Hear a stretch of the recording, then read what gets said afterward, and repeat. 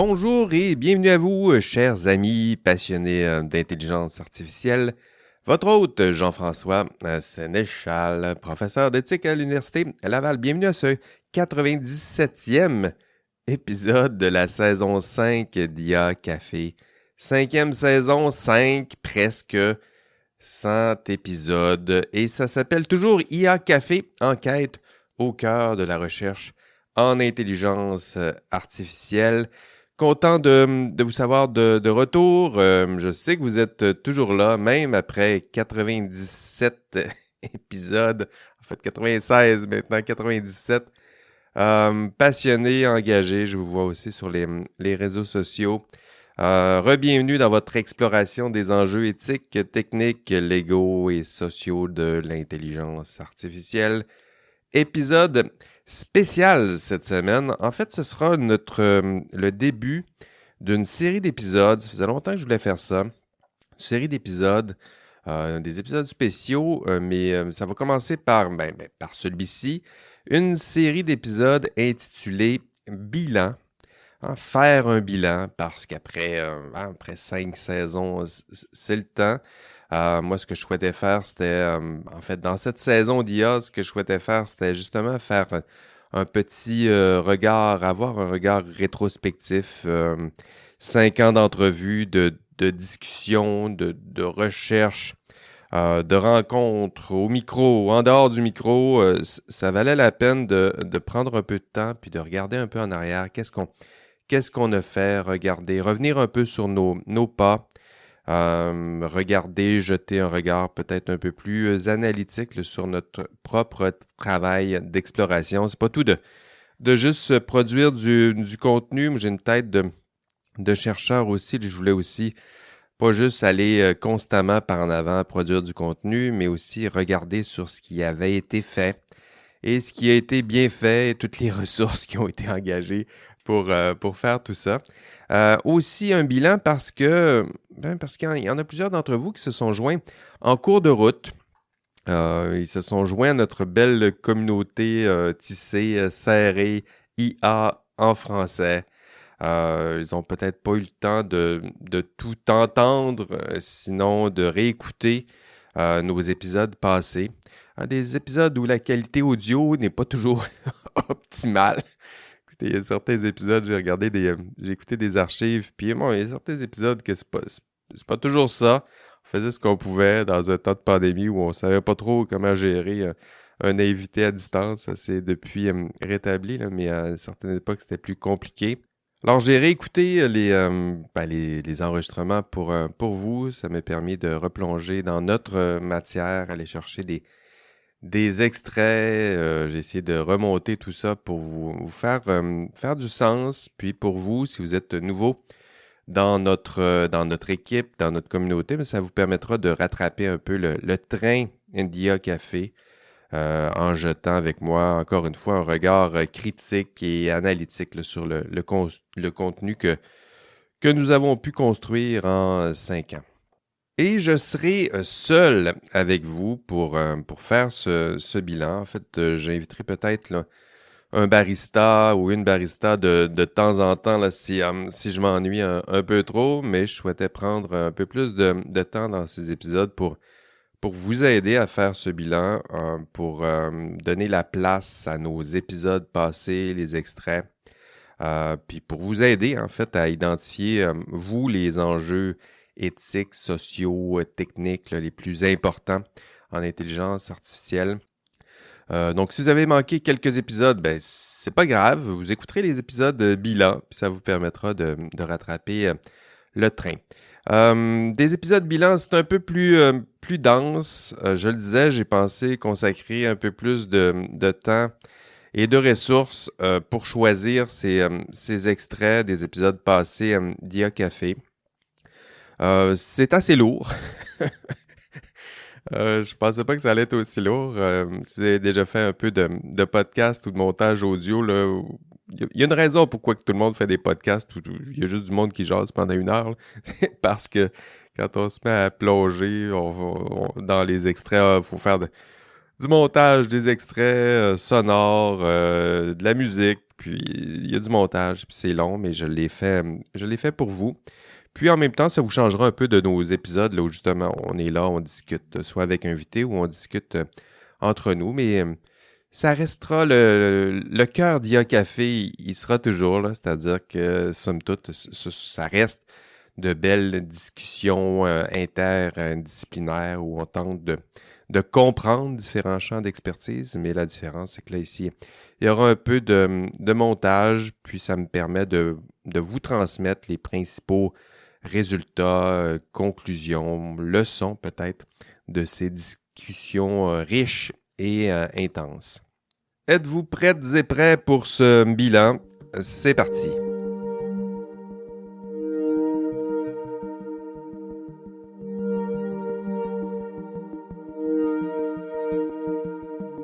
Dans ce premier épisode bilan, j'ai pensé faire avec vous une recension des terrains pratiques que nous avons explorés à IA Café, hein, les principaux champs d'application de l'intelligence artificielle.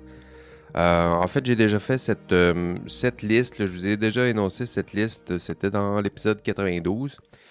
Mais dans cet épisode bilan, là, j'ai regroupé pour vous plusieurs extraits pertinents pour vous aider, encore une fois, à enrichir votre capacité, disons, à citer dans un meeting là, des exemples d'applications de l'intelligence artificielle dans divers champs d'application. C'est un peu ça l'objectif, là, essayer de recenser pas tout, évidemment, on n'a pas tout couvert, là, mais les principaux champs d'application de l'intelligence artificielle.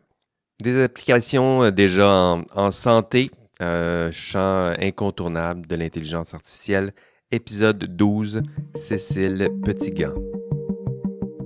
Je peux donner plusieurs exemples dans les hôpitaux et peut-être d'autres au niveau des patients, nous comme consommateurs. Mais au niveau de l'hôpital, quelque chose qui commence vraiment à s'accélérer, c'est en imagerie, c'est-à-dire en analyse d'images. Là, on voit que ça va très vite pour la reconnaissance des tumeurs, des anomalies, par exemple pulmonaires.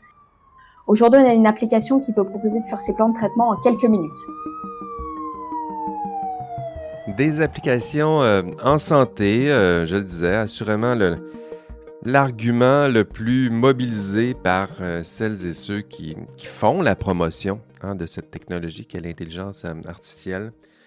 Argument difficilement contestable qui oserait s'opposer à l'idée qu'éventuellement une IA puisse un jour contribuer à améliorer notre capacité à détecter des maladies, à les traiter, à améliorer la santé globale de la population, à prévenir, détecter, traiter, encore une fois, les pires et les plus sérieux problèmes de santé collective et personnelle. Épisode 15, Karl Maria Mørck. Il y a quelques années, Google et Twitter ont décidé d'essayer de mettre en place des mécanismes pour faire une sorte de modération automatisée et signaler des contenus potentiellement en lien avec le suicide et d'essayer d'accélérer un peu leur prise en compte d'un contenu potentiellement à risque. Rapidement, les techniques d'analyse qui se sont développées et qui ont ensuite été appelées ou mis sous le chapeau intelligence artificielle, c'était beaucoup dans le domaine de l'intervention. On se disait, on peut peut-être utiliser toutes ces données et ces technologies pour mieux prédire plus vite, intervenir plus vite, et d'essayer de les mettre en contact avec des associations d'aide, et c'était sur le territoire américain. Autre champ d'application de l'intelligence artificielle, l'éducation. L'IA en éducation, c'est assurément l'un des champs les plus communément abordés lorsqu'on parle d'intelligence artificielle. À la différence des applications en santé, pour les applications en éducation, les promoteurs semblent moins nombreux que les critiques, sinon les détracteurs de l'intelligence artificielle. En fait, pour chaque prof qui trippe qui s'enthousiasme pour les utilisations de ChatGPT en classe, il y en a assurément une centaine là, qui s'arrachent les cheveux pour savoir comment gérer ces utilisations non autorisées de ChatGPT en classe. Et pourtant, les utilisations de l'IA en classe, en éducation, ont un potentiel immense. Épisode 69, Mélanie Rambert. On peut citer aussi, c'est le fait de...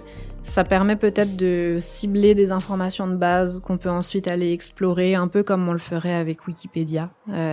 On trouve une espèce de synthèse, puis après ça, on récupère les sources qui sont en bas de la page, puis on va les explorer. On pourrait utiliser les IA génératives de la même manière. Un des plus importants, ça semble être une décharge cognitive, donc qui permettrait aux étudiants puis aux enseignants de se concentrer sur des tâches qui demandent davantage d'expertise et de compétences. Quand je parle de décharge cognitive, en d'autres termes vraiment plus clairs, c'est qu'on délègue des tâches aux IA génératives. Donc si je demande à ChatGPT de me faire le résumé d'un livre, j'ai pas à lire le livre. Donc je me décharge cognitivement de la tâche de lire le livre, puis je la délègue à ChatGPT ou à une autre IA générative. Des IA qui contribuent à l'éducation de la jeunesse, qui épaulent les professeurs en classe, qui redéfinissent le rapport entre l'enseignant et l'étudiant. Épisode 78, Nadia Nafi. Il y a des outils qui vont aider à créer des instruments pour faire des révisions, pour faire des tests, donc pour vraiment comme aller chercher des questions qu'on peut pour préparer les étudiants, pour les étudiantes et étudiants pour leur examen. Avec ChatGPT maintenant, on peut créer notre propre GPT. Alors un étudiant et une étudiante peuvent carrément créer leur propre GPT qui va être leur propre professeur qui va les guider dans la préparation pour un examen, ainsi de suite. Donc, quand on le considère vraiment comme un outil qui va venir capaciter nos étudiants, on peut penser à plein d'utilisations. Éducation et santé, deux pôles importants d'intelligence artificielle. En fait, si un outil d'IA peut de fait contribuer à améliorer nos systèmes de santé et d'éducation, qui donc osera s'y opposer. En philosophie, on parle d'un argument conséquentialiste, utilitariste. C'est l'idée que les conséquences positives cumulées sont trop importantes, sont plus importantes que minimalement les conséquences négatives, que malgré nos critiques, le plus grand bien pour le plus grand nombre doit l'emporter, et pour le bien commun, pour la santé publique, pour l'éducation des masses, l'IA en santé et en éducation serait nécessaire.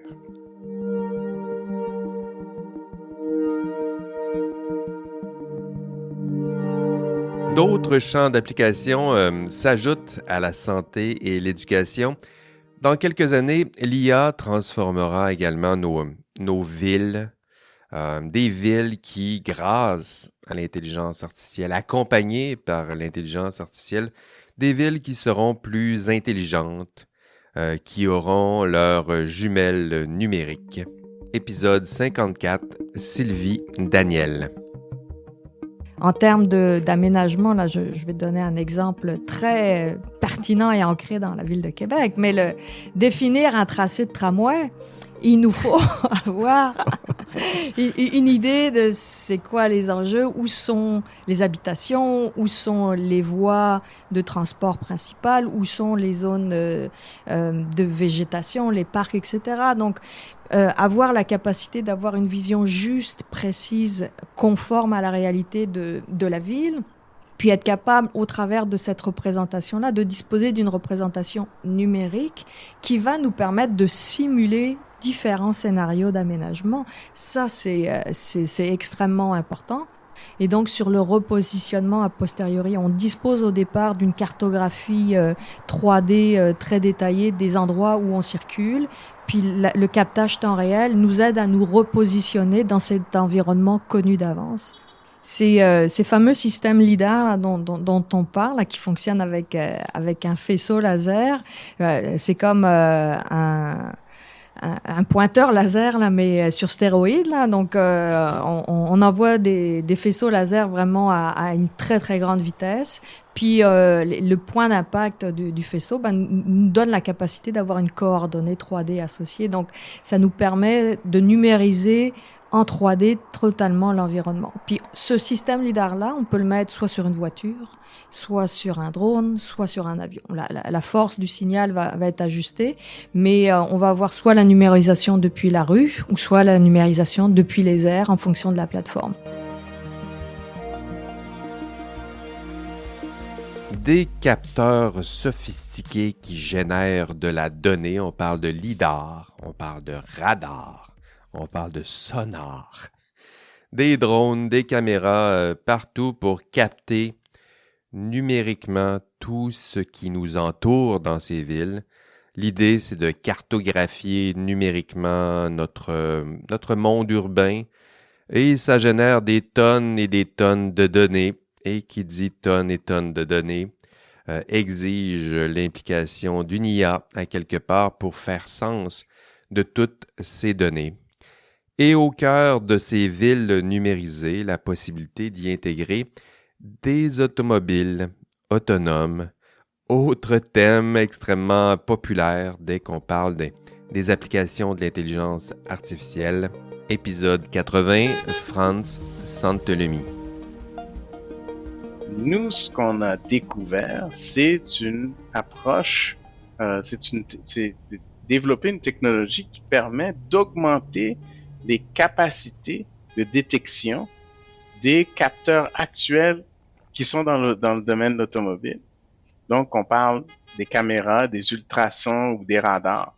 Et notre logiciel, ce qu'elle fait, c'est qu'elle prend ces données-là et les fusionne ensemble pour recréer l'environnement en 3 dimensions entre 15 à 30 fois la seconde à très haute densité.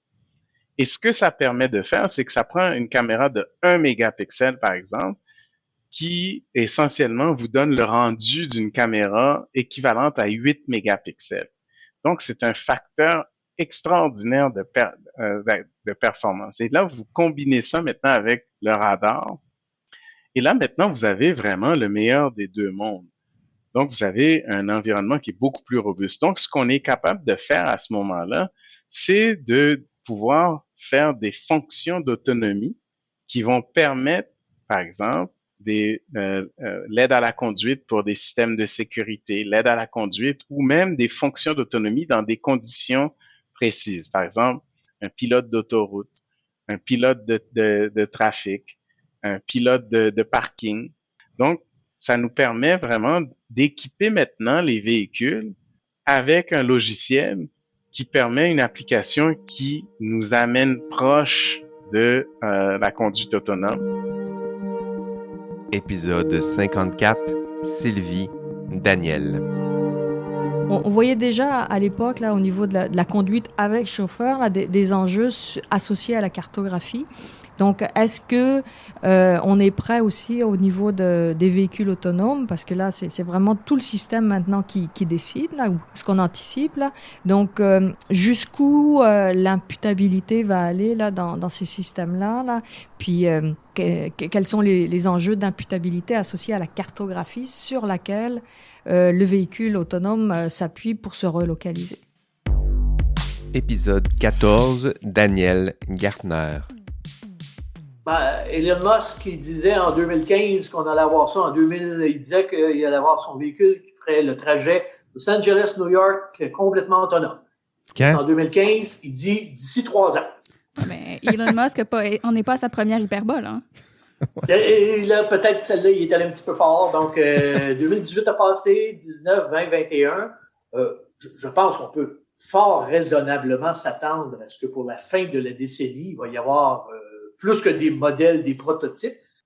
Il existe en matière de transport routier entre Varsovie et Paris un système qui fonctionne depuis déjà plus d'1 an, où un train routier de camions, pour des camions qui ne sont pas attachés les uns aux autres, mais qu'on place sur l'autoroute à la sortie de Varsovie, et ils se rendent à la sortie de Paris par l'autoroute sans aucun chauffeur. Une ville capturée sous forme de données numériques et des voitures autonomes, devenues autonomes parce qu'elles sont capables justement d'établir un dialogue numérique, non seulement avec ses propres capteurs numériques, mais entrer aussi en dialogue et en interaction avec cette ville numérique.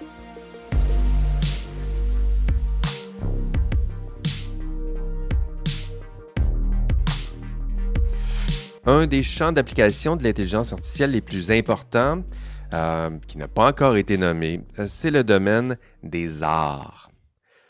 Le beau, ceux qui y consacrent leur vie, leur passion.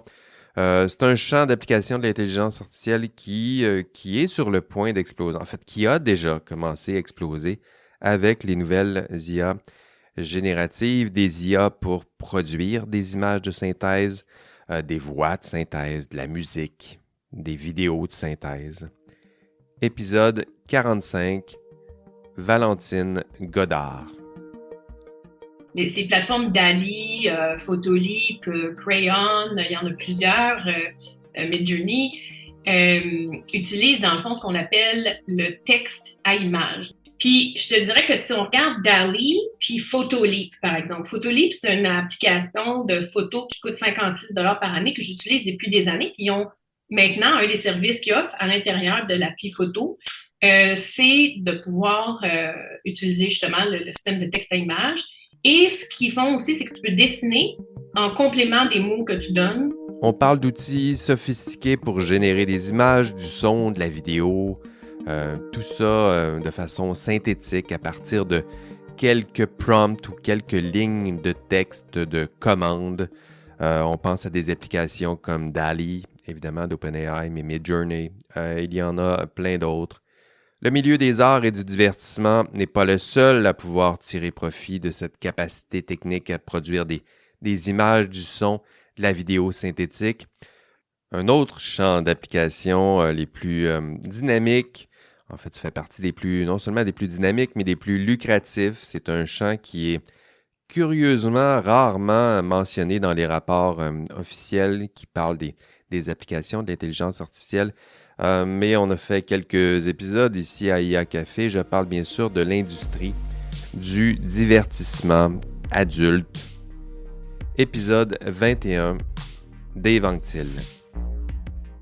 La première partie de notre travail, ça a été de théoriser un nouveau domaine englobant de la recherche qui permettrait de concevoir c'est quoi présentement les technologies sexuelles et c'est quoi l'évolution actuelle en lien avec la grande révolution du deep learning depuis le début des années 2010, c'est-à-dire la possibilité de développer des agents logiciels et robotiques qui sont de plus en plus interactifs, qui ont de plus en plus de capacité d'interagir avec l'être humain. Les robotiques, c'est l'étude, en fait, de tous les agents dotés de capacités d'affordance érotique dans les univers virtuels, mais aussi en interaction physique. Ça peut être des robots sexuels, effectivement. Alors, pas nécessairement les humanoïdes, ça peut être tout simplement un jouet sexuel très sophistiqué qui est capable d'interagir avec son utilisateur, de recevoir des commandes vocales, d'apprendre. Alors, une application concrète du domaine de l'aérobotique, c'est les applications de rencontre. Alors, pourquoi les applications de rencontre? Les applications de rencontre, en tant que telles, ce ne sont pas vraiment des agents. Par contre, c'est un système qui crée un environnement dans lequel les agents vont être représentés et interagir d'une manière altérée par les algorithmes, la technologie, les portails, bref. Ce que je veux dire par là, c'est qu'il est possible d'ajouter de l'intelligence artificielle dans les applications de rencontre. Alors, un exemple de ça qui est très aérobotique, qui va dans la direction de l'aérobotique dans les applications de rencontre, c'est AIMM, donc AIM, c'est-à-dire AI Matchmaking, qui est une application de rencontre qui est différente des autres. Pourquoi? Parce que ce n'est pas juste une plateforme où on va aider l'utilisateur à trouver des partenaires sexuels ou romantiques. C'est véritablement un assistant virtuel qui va faire du coaching, qui va aider les utilisateurs, en fait, à se découvrir eux-mêmes, c'est-à-dire à mieux comprendre ce qu'ils cherchent, leurs préférences érotiques, romantiques, relationnelles. Et cette interaction-là avec le coach virtuel, avec l'assistant virtuel, va amener les individus ensuite à créer des matchs. Mais ce qui est intéressant dans cette application-là, c'est que le médiateur, la médiation va rester le système lui-même. Donc, l'agent, qui est aussi un agent conversationnel, qui interagit continuellement avec l'utilisateur. Dans la même mouvance, épisode 88, Valérie A. Lapointe. Donc, je dirais qu'il y aurait 3 grandes catégories de fonctions, d'utilité à l'IA dans le secteur de la pornographie. Premièrement, la génération d'images, la génération de vidéos, puis les agents conversationnels spécialisés pour la sexualité ou le volet romantique. Fait que pour la création d'images, c'est fou quand même. Dans le fond, il y a 2 méthodes plus traditionnelles. Premièrement, faire du prompting, donc décrire vraiment spécifiquement qu'est-ce qu'on veut. Est-ce qu'on veut voir une femme lézard avec des ailes de papillon, puis des yeux verts, puis les cheveux dans les airs? Ou est-ce qu'on veut voir un homme musclé avec des tatouages? Beaucoup de sites aussi qui permettent de choisir en fait des combinaisons de caractéristiques spécifiques pour ensuite créer un tout puis générer des images. Puis ça va vraiment, vraiment loin, là. C'est très, très spécifique. Donc, on peut choisir le teint de peau, la couleur de cheveux, la couleur de yeux, l'ethnicité, la position, le type d'image. Donc, on peut au final créer pas mal tout ce qu'on veut, ce qui est fou quand même. Puis à partir de aussi, je pense que c'est pas mal des méthodes similaires, on peut générer des vidéos. En ce moment, c'est encore très, très rudimentaire. C'est souvent comme une quinzaine de secondes, puis on peut sélectionner encore une combinaison de caractéristiques. Puis ça va nous donner une séquence répétée d'une action spécifique. Et on voit aussi qu'il y a de plus en plus de vidéos élaborées qui sont en train de se créer. Là. J'imagine que vous avez vu Sora notamment. Puis tout ça, déjà, en tout cas, si moi je compare avec les vidéos que je vois sur les sites de pornographie générées par l'IA, puis Sora, c'est peu de temps. Là. La plupart des sites ont été générés créés dans la dernière année et demie. Donc, je me demande là, d'ici 2 ans, 3 ans, de quoi ça aura l'air. Est-ce qu'on va être capable de générer absolument ce qu'on veut de manière super élaborée, une construction complète d'un vidéo tel qu'on le voit, par exemple, sur des sites traditionnels de pornographie? Possible et même probable. Pauline Noiseau, épisode 30. Moi, j'ai voulu insister sur la dimension genrée de la robotique sexuelle. Donc, je me suis dit, oui, effectivement, il existe des robots sexuels qui représentent des corps dits masculins, en tout cas physiquement masculins. Sauf que ça ne m'aidait pas du tout dans ma réflexion parce qu'à chaque fois que j'écrivais quelque chose à propos des robots sexuels, je voyais bien dans mon mot que c'était faux, en fait, que ce que j'écrivais était faux. Donc, il fallait bien que je marque la dimension genrée de ce mot-là. Donc, c'est pour ça que j'ai utilisé le terme de robot sexuel et pour insister sur le fait que non, il ne s'agit pas uniquement de robots sexuels, il s'agit surtout de robots. Et on aime bien me préciser qu'il existe des robots sexuels masculins quand j'en parle. C'est que comment on explique que dans une société qui fait un effort monstre, en tout cas un effort monstre apparent d'égalité, donc on fait un effort collectivement, individuellement, on essaie de faire la promotion de l'égalité, on essaie de faire la promotion de la réparation, on essaie de faire une sorte de... C'est ça, on essaie de faire de la sexualité quelque chose, un espace de liberté, de plaisir. C'est pour ça que les femmes ont dit stop, c'est fini, maintenant on veut une autre sexualité. Et quelle est la réponse du patriarcat à ça? De créer des robots sexuels qui réempruntent des modèles de la une de Playboy des années 90 et qui ne sont capables de dire rien du tout, si ce n'est oui, je vais te faire ci, je vais te faire ça.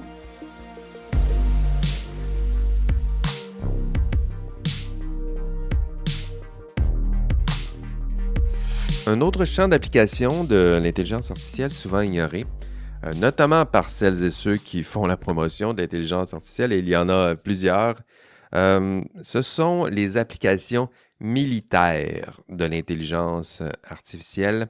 Épisode 35, Johan Kirkham.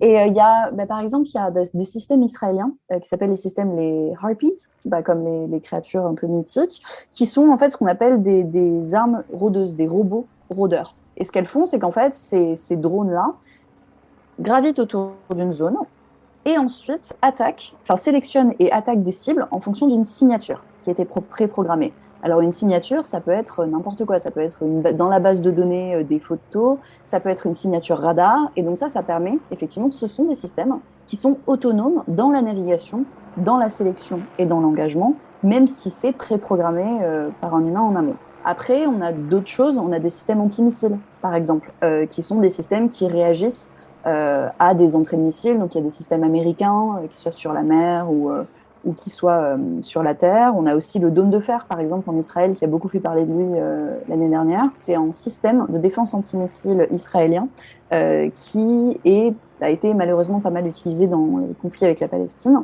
Et donc, dès qu'en fait, il détecte une menace, il intercepte le missile et les fait exploser avant qu'elle rentre dans une zone spécifique. Après, il y avait un robot qui a particulièrement fait parler de lui il y a quelques années, qui était un robot qui était ce qu'on appelle les robots sentinelles.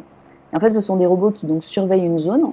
Il y a un petit pistolet qui est accroché et puis ça surveille une zone avec sa caméra. Et puis dès que ça détecte quelque chose, ça lui propose, soit ça agit de manière automatique, c'est-à-dire ça l'engage automatiquement, soit c'est sous supervision humaine, c'est-à-dire ça identifie la cible, l'humain appuie, soit, et ça c'était celui qui existait à la frontière entre les deux Corées, c'était quelque chose qui avait été développé par Samsung, il pouvait, alors apparemment on n'est pas sûr des infos qu'on a, mais il pouvait l'engager de manière autonome, c'est-à-dire décider lui-même que si la cible ne se rendait pas, il pouvait l'engager. Donc en fait on a plein d'exemples sur le terrain, d'autonomie diverses et variées, l'aide à la décision, la navigation, l'engagement, etc.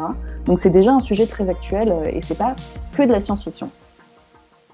Et là, beaucoup d'argent, beaucoup de ressources investies dans cette course technologique et armée, aidée et accompagnée de l'intelligence artificielle. On parlait des applications militaires, on parle d'applications d'outils poussés par l'intelligence artificielle, des outils de contrôle, des outils d'influence et de surveillance des masses.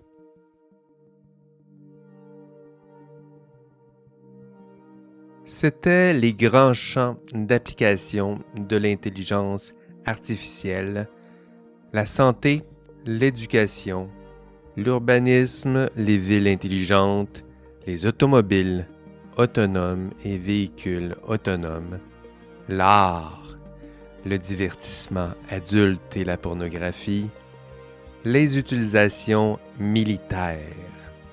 Sinon, on se revoit au prochain épisode. Votre hôte, Jean-François Sénéchal. On se revoit au prochain épisode. Et d'ici là, on rêve peut-être de moutons électriques. Allez, bye bye.